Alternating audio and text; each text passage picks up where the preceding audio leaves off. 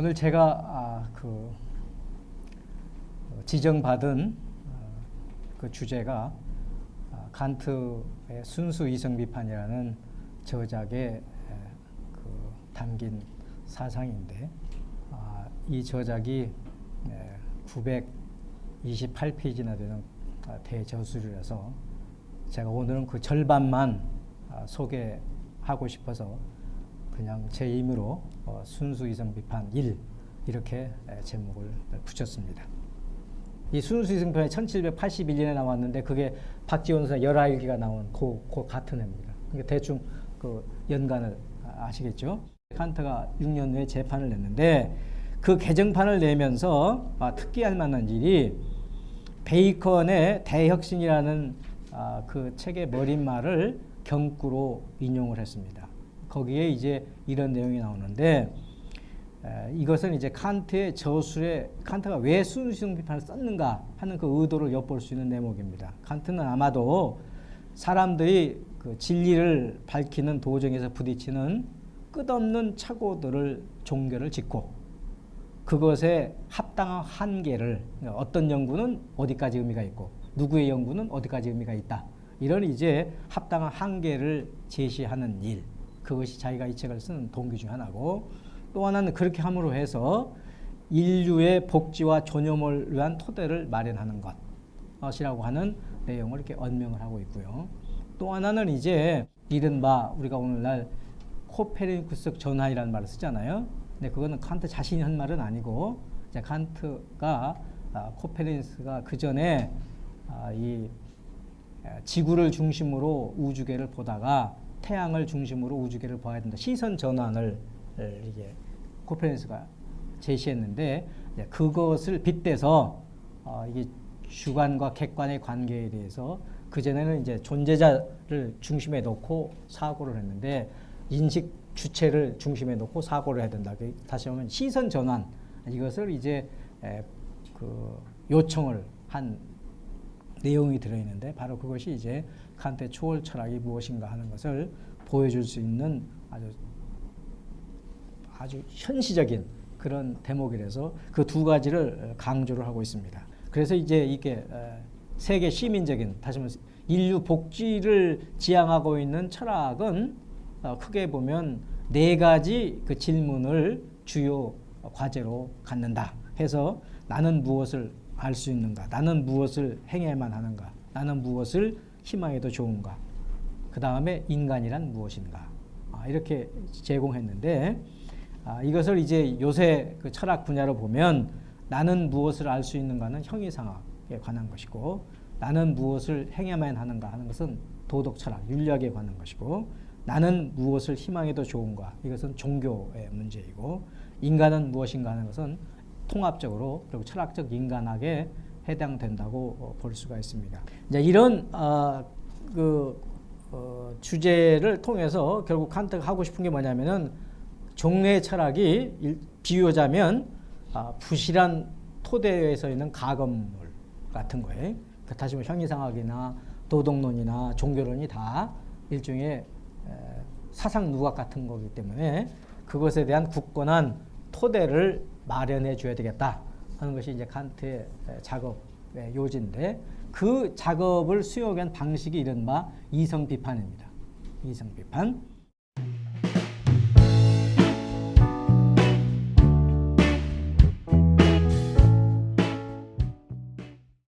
철학이라고 하는 것은 궁극적으로는 결국 지혜에 대한 학문이다. 그 지혜라는 게 뭐냐면, 인간이 어떻게 사는 것이 올바로 사는 것이냐, 인간이 온갖 행위 행동을 하는데 이런 행위 행동들은 무엇을 위한 것이냐, 이런 거에 대한 분별력, 이걸 갖추는 것이 지혜로운 사회, 바로 그런 거 아니겠어요? 식견을 갖추는 거. 그런 것은 정리하자면 결국 인간 이성의 최종 목적들에 대한 학문, 이것이 이제 철학의 세계 시민적 개념이고, 칸트는 그것을 지향을 했습니다. 그래서 결국 최종 목적에 대한 분별력을 길러야 되는 것이고, 그러기 위해서는 한갓 논리적인 숙련성이 아니라 자기가 하고 있는 작업이 인류 복지에 어떤 유용성이 있느냐, 하는 것을 늘 염두에 된다. 이렇게 이제 생각을 하고 아마 이 저수를 했는데, 그것은 이제 그런 그 의도를 가졌기 때문에 그 의도를 실현하기 위해서 칸트가 펼친 것이 바로 계몽 철학입니다. 계몽 철학. 역사적으로 보면 계몽주의는 종전에 신이 가치의 본부 역할을 하던 그런 사고방식을 인간이 가치의 본부가 되는 존하는 거니까 그걸 이제 대표하는 사람이 칸트다, 이렇게 볼 수가 있습니다. 그래서 결국은 이제 당시 사회의 기초를 이루고 있는 것이 교회고, 그 교회가 제시하고 있는 모든 윤리 강령, 이것들이 이제 사회 윤리 규칙이고 하던 이제 세계 상이었는데, 그거를 이제 타파하기 위해서 칸트가 선언한 것이 모든 것은 비판에 붙여져야 된다.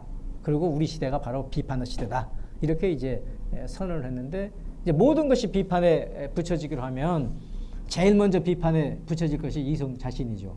그래서 이제 결국은 칸트의 비판 철학은 이성의 자기 비판으로부터 출발합니다. 그런데 이제 우리의 책 순수 이성 비판은 앞에 그냥 이성 비판이 아니고, 왜 순수 이성 비판이냐면, 순수 이성이라고 하는 것은 감각 활동이 전혀 섞여 있지 않은이라는 뜻입니다. 순수하다는 말은 감각 내용이 섞여 있지 않은, 그러니까 감각과 관계 없는 이성 활동, 그것만이 이제 철학적 작업의 대상이에요. 그래서 이제 이 순수 이성 비판은 순수한 이성이 어디에서 비롯하고 그 순수한 이성이 어디까지 의미 있게 활동할 수 있는가. 다시 말하면 순수 이성의 원천과 한계를 규정하는 활동, 그것이 순수 이성 비판입니다. 그러니까 순수한 이성이 순수한 이성 자신을 비판한다. 그때 비판은 한계를 규정한다. 이런 뜻입니다. 칸트는 그 분업의 형태로 해서 이성을 셋으로 나누어서 이제 이론 이성, 실천 이성, 판단력 해서 이제 삼비판서를 쓰게 됩니다. 이 삼비판서 모두가 다 궁극적으로는 인간이 무엇인가에 대한 해답을 얻기 위한 하나의 도정이었다, 이렇게 생각을 할 수가 있습니다. 이쯤에서 좀 말씀을 드릴 것은, 칸트가 이렇게 이성의 기능을 여럿으로 나눈 이유는 사실은 당시 문화에 대한, 그리고 지금 현재 우리가 살고 있는 이 문화 양식에 대한 비판이 동시에 들어 있습니다. 그런 지식으로 환원되는 것만 의미 있다고 생각을 하는 것에 대해서 칸트가 그렇지 않다. 지식으로 설명할 수 있고 지식으로 설명할 수 있는 것은 오로지 자연 세계뿐이다. 다시 말해 감각적인 세계뿐이다. 지금 이렇게 말하는 거예요. 그런데 그 감각적 세계 말고도 도덕의 세계가 있고 윤리 세계가 있고 희망의 세계가 있고 이상의 세계가 있고 예술의 세계가 다 있다. 그것도 인간의 전체 생활 중에 중요한 부분이다. 과학기술이 차지하고 있는 그 부분만 그렇게 인간에게 의미 있는 게 아니다. 과학기술과 아무 상관이 없고 의식주의 직접적인 어떤 요소가 되지 않는 어떤 예술 활동도 굉장히 인간에게 의미가 있는 거고, 내가 희망을 갖고 사느냐 희망 없이 사느냐는 것도 굉장히 중요한 거다. 내가 어떤 걸 아냐 모르냐 못지않게 더 중요하다. 지금 이렇게 얘기하려고 그러는 거거든요. 그러니까 순수 이성 비판은 과학적 지식이 어떤 의미에서 지식이냐는 것을 설명한 책입니다. 그런데 이제 실천 이성 비판은 도덕의 세계가 무엇이냐는 걸 설명한 것이고, 이제 판단력 비판은 미적 세계가 뭐냐, 한목적적인 세계상이 뭐냐 하는 것을 또 보여주는 또 다른 모습들이에요.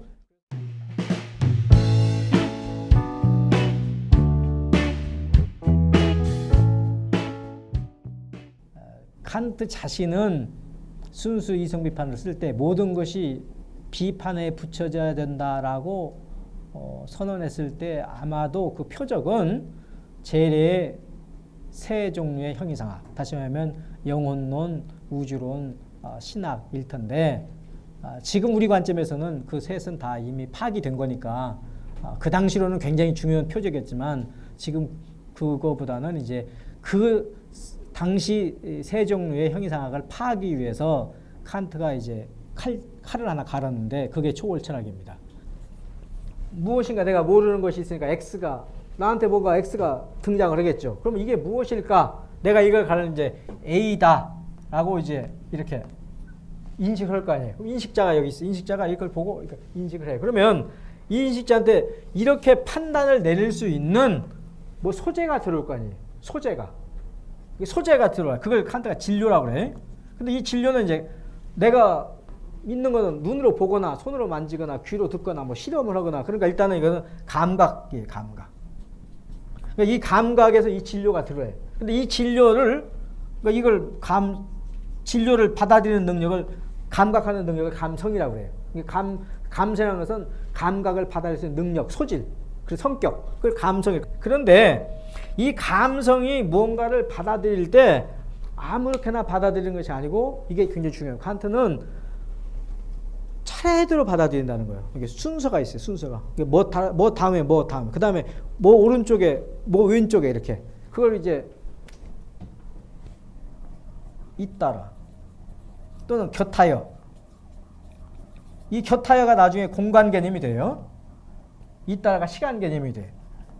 그러니까 칸트가 아까 순수하다는 말은 감각이 섞여 있지 않으니라고 그랬는데 왜 순수이성이라는 책에 순수이성을 다루면서 감성학이 왜 나오느냐?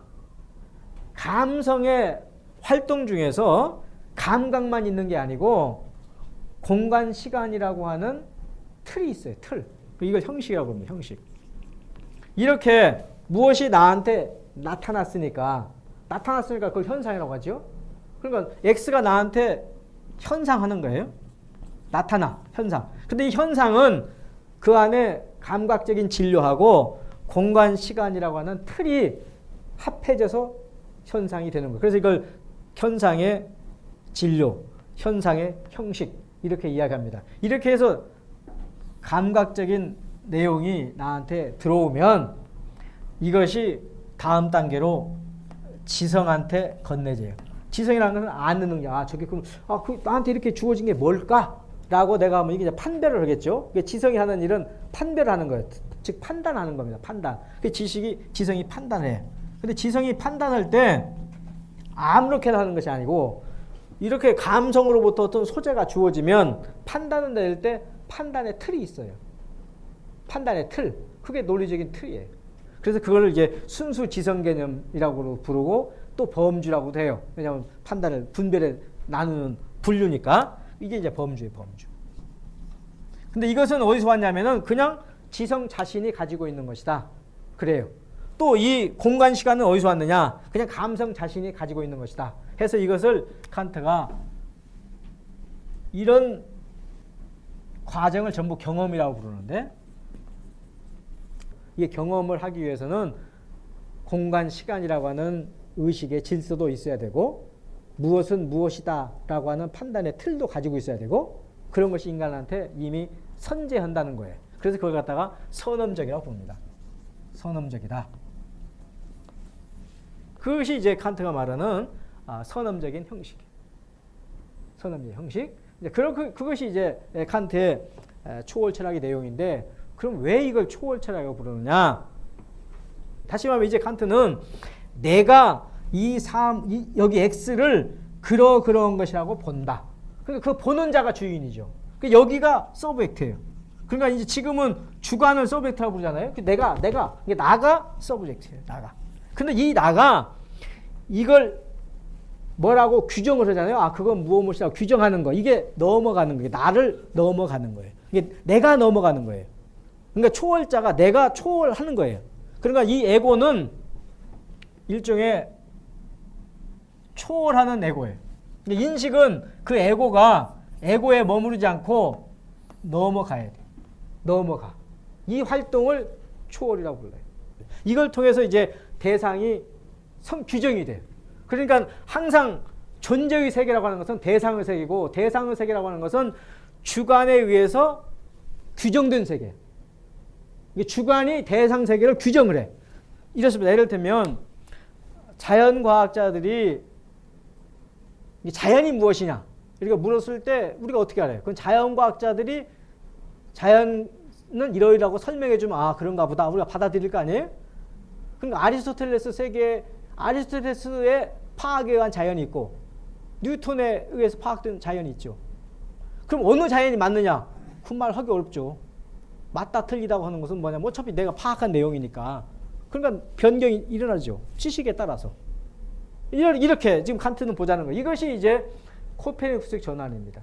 그러니까 그 자체로 있는 어떤 세계, 그걸 두고 인간이 이렇게도 파악하고 저렇게도 파악한다는 것이 아니라 결국은 인간이 자연을 그렇게 규정해 가는 거예요. 인간이 주체가 누구냐, 주어가 누구냐에 대한 의견 차이예요. 그러니까 주어가, 주체가 사물 자체라고 보는 것이 종래의 상식 실제론 또는 초월적 실제론이라고 한다면 이제 칸트에 오면은 인간이 파악한 내용이 실제하는 것이다. 그래서 칸트는 자기 철학을 경험적 실제론이라고 그래요. 반대로 그러니까 그 초월 작용은 옛날에 초월적 실제론일 때는 초월이 하느님한테 있었는데 인간 밖에 있었는데 이제 경험적 실제론에서는 인간의 의식이 초월 작용을 해요. 거꾸로. 그러니까 이게 이제 역전이죠. 역전. 이런 일이 이제 이 초월철을 통해서 일어났다. 이렇게 볼 수가 있습니다. 그 다음에 이제 한 가지만 더 설명을 드리면 이 칸트의 초월 철학에 와서 종래의 진리 개념이 전도가 돼요. 칸트도 진리라고 하는 것을 전통적인 개념 그대로 받아들여요. 진리는 뭐냐면 사물과 지성의 일치야. 우리가 할 수 있는 거 뭐냐면 우리 현재 과학적 지식 수준으로는 세상이 그렇다. 이렇게 말하면 끝이라는 거죠. 그게 사실이 아니냐고 말하면 안 된다는 거죠. 우리가 보는 세계는 그냥 우리가 현재 파악하는 그게 우리 세계라고 말하면 된다는 거. 그걸 충분. 그래서 이제 현상 세계라는 말을 쓰는 거예요. 그래 현상 세계예요. 이렇게. 그래서 이제 칸트는 이 사물이라고 하는 것이 사물의 틀이 인간 지성의 틀과 합치하는 진리예요. 그러니까 현재 우리는 세상을 역학적으로 수학적으로 봐요. 그러니까 인간의 수학적인 틀과 역학적인 틀에 어떤 사태가 부합하면 그건 진상으로 있는 거예요. 그래서 우리 경험의 세계를 칸트는 진상이라고 그래요. 그러니까 사물 자체를 이야기하는 사람은 우리 경험의 세계가 가상이고 진상은 우리가 보든 말든 어디 따로 있는 것처럼 생각해가지고 진상의 세계가 따로 있고 우리는 이제 가상의 세계에 산다고 생각을 해요. 플라톤이 그렇고 존 노크가 그렇고 그렇습니다. 근데 칸트는 우리는 진상의 세계에 살아요. 이것밖에 몰라요. 나머지는 어떤지 모르죠. 그래서 이제 존재의 세계는 칸트는 항상 진상의 세계, 진리의 세계란 말이죠. 자, 여기까지가 그 순수 이성 비판 일부의 그 이야기인데